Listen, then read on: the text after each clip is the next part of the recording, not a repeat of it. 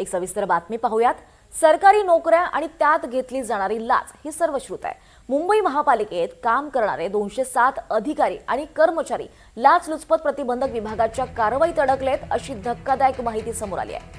30 April 2026 पर्यंतच्या आकडेवारीनुसार यापैकी 112 जण अद्याप सेवेत कार्यरत आहेत, तर 68 अधिकारी कर्मचारी संबंधित प्रकरणाचा अंतिम निकाल लागण्यापूर्वीच निवृत्त झालेत।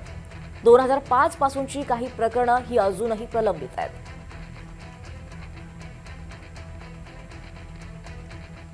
बातमी नाशिकमधून आहे। नाशिक जिल्ह्यातल्या दिंडोरी इथल्या निळवंडी रोडवरच्या जाधव वस्ती इथे एका शेतकरी कुटुंबावर ओढवलेल्या भीषण प्रसंगामुळे खळबळ उडाली आहे। सर्व कर्ज वन टाइम सेटलमेंट योजनेअंतर्गत पूर्ण भरलेलं असताना सुद्धा बँकेनं शेतकऱ्याची कोट्यवधी रुपयांची जमीन परस्पर विकल्याचा गंभीर आरोप करण्यात आलाय। या जमिनीचा ताबा घ्यायला पोलीस आणि बँकेचे कर्मचारी गेले असता तिथे मोठी झटापट झाली आहे।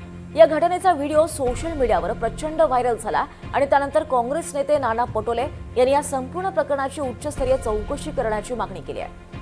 कर्ज फेडून सुद्धा बँकेच्या काही स्थानिक अधिकाऱ्यांनी मुंबईतल्या सेंट्रल ऑफिसला चुकीची माहिती पुरवली।